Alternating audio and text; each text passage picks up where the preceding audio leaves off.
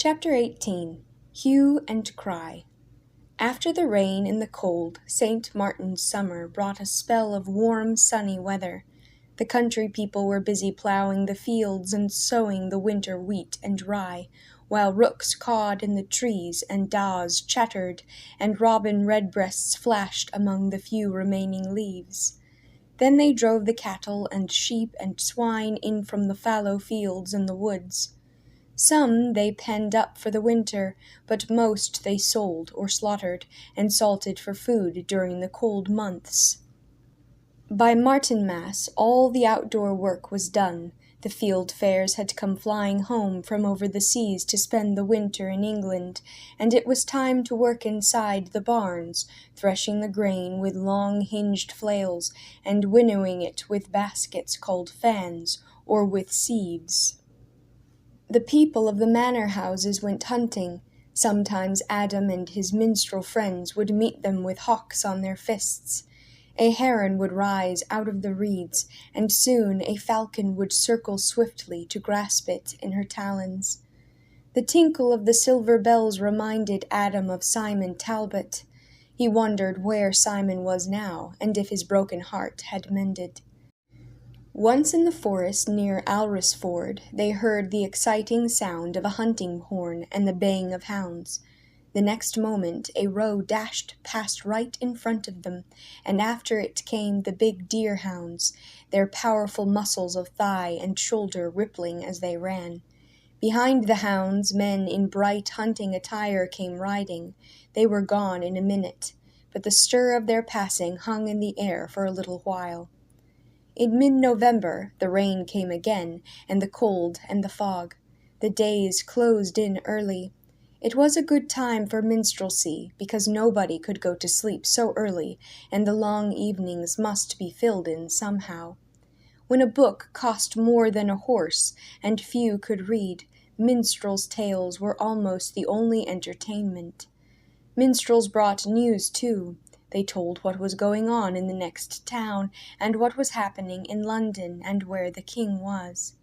If Roger had been there, he and Adam would have spent many a warm, happy evening with all kinds of people at all kinds of firesides, great and simple. But the Devacys rarely got into people's houses. They did their stunts and told their stories in the market-place or on the green. Jack would talk about the revolt in Wales and King Edward's going to quell it with the aid of the barons who held land in Welsh marshes.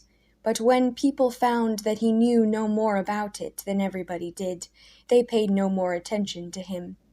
Sometimes the Devacys got a few halfpence, but when dusk came and they knocked at a house door, they were usually turned away. At the small houses, when they were told there was no room, there was nothing they could do.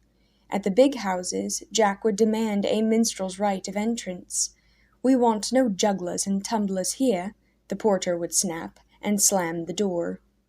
They slept in barns if they were lucky, and under hedges or haystacks if they were not. They were often hungry and cold. Adam longed more and more for Roger. The Devacys were jolly people, and kind in their way, but they made him as uncomfortable as Master Walter and Dame Alice did, though for very different reasons. They were always promising and never doing. "This very afternoon," they would declare, "Adam shall tell one of his tales, and tomorrow we will surely start for London." But when the afternoon came, Jack was noisily roaring out his own coarse stories, and the boys turning somersaults, and Adam never had a chance to lift his voice. Instead, he had to play tunes on his harp to attract attention to the others, or provide music for Andrew when he danced on his stilts. And when the next morning came, they were off to Martyrs Worthy, or to Chiddingford, or Whitley, anywhere but along the road to London. The stories that Jack told were not at all like those that Roger used to tell. They were short, exaggerated tales, mostly making rude jokes about friars and monks and rich abbots. Adam knew that friars were often greedy and untruthful, that monks sometimes varied the holy life with hunting and chess-playing, and frequently ate and drank too much, that some rich abbots were as powerful and unscrupulous as many rich nobles. But who could be better than Master Walter and Dame Alice or the monks at St. Albans? People like the stories we tell, Andrew said when Adam objected. You have to give people what they want. You pretend to be a minstrel. You ought to know that. At first, that sounded like what Roger used to say. A minstrel must fit his tale to his listeners. But when Adam thought it over, he decided that it was quite different. Roger told tales that fitted the good in people, tales about courage and danger and adventure and love. Well, anyhow, Adam persisted, Roger got a war-horse for his tales, and that's more than Jack ever did. He was sorry the minute he said that. It was a very sore point with the Devacys that so few farthings came their way. Listen, young'un, said Andrew, I've heard all I want to hear about Roger. Day and night you talk about him, and I've had enough. From now on, don't even say his name. Here, lend me your harp. Andrew, who had no instrument of his own, was forever borrowing Adam's harp. That was another thing that made Adam uneasy, and yet he did not like to refuse it. They were resting on a bank in the forest of Holt outside Farnham. While Andrew plunked away at the harp, Adam looked up at a holly tree over his head and wished that the berries were edible. They had had nothing to eat all day, and it was past dinner time. Adam told the others about what happened the last time he had been in the forest of Holt, about the merchant and the robbers. Sir Robert de Rideware would come riding down this road right now, he finished, and I wouldn't worry a bit. That's one thing about not having silks and spices. Nobody wants to take anything away from you. But that's how some people get silks and spices, said Lawrence gloomily, taking them away from somebody else. A heavy black lock of hair fell down his forehead, and he shook it back, like a restive horse. Look, said Allison, look at that. Along the road came 3 men in shabby green, with bows and arrows. Behind them was another on a black horse carrying a deer over his saddle, its legs sticking out stiffly on either side. 2 boys followed, leading greyhounds coupled together, 4 white, 2 tawny, and 2 red. They passed the minstrels without noticing them, and a little farther down the road they turned off on a path leading into the forest. When they had disappeared, Allison gasped. They've been hunting in the king's forest.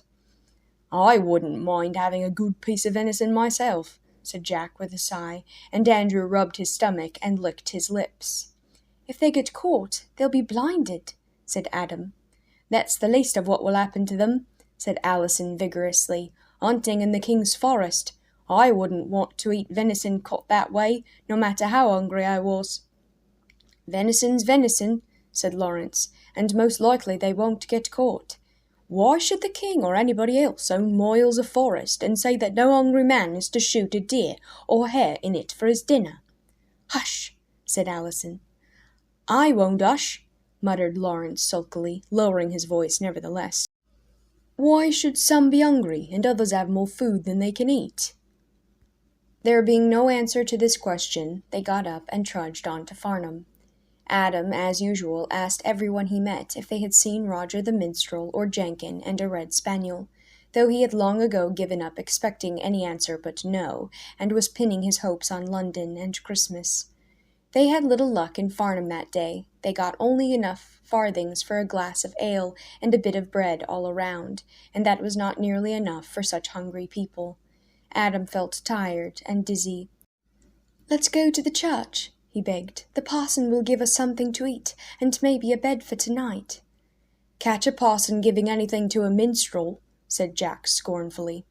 Master Walter gave food to any hungry man who came to his door, persisted Adam. Look at Lawrence. What's he got? Lawrence, who had vanished a short while ago, now joined them with a mysterious gleam in his black eyes and a big bulge in the front of his surcoat. He jerked his head imperatively, and they all wonderingly followed him down the high street and out of town. At the edge of a field he stopped and looked around. Then he began to take things from beneath the front of his surcoat, a loaf of bread, part of a leg of mutton, and a meat pie, still warm. Food, he said simply. Spread out on the frost-hard ground without cloth or platter, it looked and smelled unbelievably good. Their hands all fluttered out toward it. Benedicite! Exclaimed Jack under his breath. Here, said Allison, wait till I get my knife out, and I'll divide it properly. The biggest pieces went to Jack, the next largest to Lawrence and Andrew, the smallest to herself and Adam. They ate without saying a word till the last crumb was gone. Then Jack leaned back against the trunk of a tree and sighed deeply. "Ah," he said, "I feel better." Adam too felt warmed and cheered. The whole world took on a different look. The sky was brighter and the wind less cold. Even the skinny dog to whom he had given part of his mutton looked more lovable than usual. "I could eat that much again," said Andrew. "Gluttony is one of the 7 deadly sins," Allison reproved him primly. "They represent it by a swine in the books." Lawrence kept looking over his shoulder toward the town. Far down the road, small in the distance, some people now came running and waving their arms. "Come on," cried Lawrence. "We've got to get out of here." The urgency in his voice left him in no doubt. Suddenly pale, they all jumped up and set off as fast as they could go along the road toward Guildford. Adam, with his shorter legs, had to trot to keep up with the others. Hurrying so soon after eating gave him a sharp pain in his side, and his head began to ache. Worst of all was the knowledge that flared in his mind like a flash of lightning and jabbed his heart with terror. Lawrence had stolen the food that they had just eaten. Adam had never been so frightened in all his life. He had never before been on the wrong side of the law. It was 9 miles to Guildford, and the afternoon was already well along. Could they shake off their pursuers and get there before curfew? Nobody said a word. They had to save their breath. Running at first, then slowing up to an easier jog trot, they covered the distance between Farnham and Whitewaysend in an hour. There the road forked, one branch going up over the Hog's Back, the other through the forest. Jack stopped and rubbed his forehead, which, in spite of the chill of the day, was wet with perspiration. "Which way?" he said. The road through the forest led past Jill and John Ferryman's cottage. Adam thought longingly of the haven he had found there, but he would not take a gaggle of minstrels there, all wanted for stealing a dinner. Gaggle was the wrong word, he thought, remembering Simon's teaching. A melody of harpers, you should say, or a poverty of pipers. A poverty of pipers they were, certainly. That reminded him that Andrew still had his harp. He started to ask for it, but at that moment Jack decided on the road over the Hog's Back, and they were off again. The people from Farnham who had been following them had long ago given up and turned back. The point was now to get to Guildford before curfew. Up and up went the white chalk tracks through the rusty brown bracken and the purple-brown heather. As dusk came on, the wind grew sharper. It whistled in the bushes and whipped Adam's hair across his chapped cheeks. There were no wide views now of the Weald and the South Downs on one side or the silver Thames and London Towers on the other. There was just the wind and the grey sky and the dark creeping out of the low bushes at their feet. Adam's heart pounded in his chest and his breath came in gasps. It was quite dark when at length the road pitched down the hill to the river. They heard curfew ringing several minutes before they reached the bridge. "Now what are we going to do?" said Andrew. "I for one don't care to be picked up by the watch and spend the next 6 months in the dungeon at Guildford Castle." "If we go quietly, we won't arouse the watch," answered Jack. "William the Glover will let us sleep in his counting-house if we get to him." They slipped like shadows across the bridge and felt their way up the steep, dark High Street.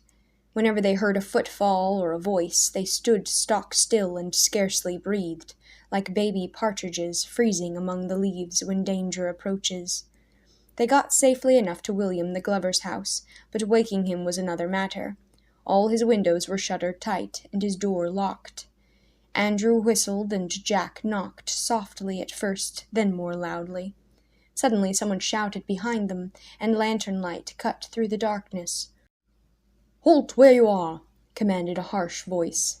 The lantern was lifted so as to shine on all their white, startled faces. Adam saw the shadows flee into the sharp hollows of Lawrence's thin cheeks, making him look like some sinister bird. "Who are you, and what are you doing here?" "We are minstrels, may it please you, sir," answered Jack, with a whine in his voice that made Adam wince. "We were trying to wake William the Glover to let us in to sleep." "That's a likely story. Will went to London 3 months ago. A Flanders man has his shop. Minstrels, eh? Where do you come from so late?" "From Farnham, sir," answered Jack, in the same moment that Lawrence, evidently believing that Farnham had better not be mentioned, said, "We've come from Gomshall, and we lost our way in the Downs." "From Farnham and from Gomshall, is it? And you met here in the dead of night to try Master Etienne's windows? I say it looks suspicious, and you look like suspicious characters, and I arrest you in the name of the law." It had happened. Adam's heart sank. What would become of them? How would Roger ever find him now? "Run!" shouted Jack. "Scatter!"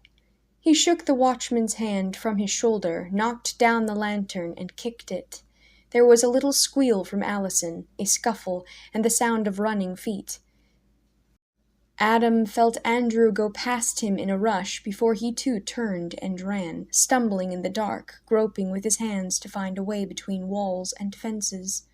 Now the watchman raised a shout. It was a mighty bellow of a shout, and it meant but one thing. It meant that he was raising the hue and cry according to the statute made at Westminster in the 13th year of King Edward. Once before Adam had heard the hue and cry levied, but never had he imagined that he would be one of those cowering in the shadows. In all the houses round about, shutters were thrown wide, and heads thrust out. The next minute the doors opened, and men with torches and lanterns came tumbling out all along the street. Each one shouted as he ran. The din spread to the next street and the next. Now Adam's run through Guildford before, when he was following Jenkin, helped him. He remembered the back lanes and the steps that led down to the river. He darted across the street and crouched behind a water barrel, until a man with a lantern hand pounded past, shouting, "Stop! Robbers!" Then, in the lantern's faint backward gleam, he made for a doorway, and flattened himself against it, in the shadows, while 2 Guildford burgesses ran headlong into each other and hung on, each convinced that he had caught a thief. Bit by bit, in the dark, amidst all the noise and shouting, Adam groped his way to the steps and scrambled down them. When he reached the river, he turned to the right and ducked under the bridge. There he squatted on the wet gravel between the water and the stone pier, while the hue and cry spread from the town on the right side of the river to the settlement around St. Nicholas's Church on the left bank. It was bitterly cold and dank under the bridge. The stones above his head oozed moisture, and the river sent up an icy breath as it flowed past in the blackness. Adam was stiff and aching. His teeth chattered so loudly that he thought people running across the bridge above him must hear them. Gradually the shouts came further and further apart. No more people tramped across the bridge. Quiet settled down. Adam could not tell whether any of the Devacies had been caught or not. He fervently hoped not. He wondered what had happened to the dog. If only Nick were there to snuggle close and keep him from feeling so alone and frightened. His harp was gone too. Andrew still had it. What was the proverb that Roger used to quote? "A lone seldom comes laughing home." A fine time it was to remember that.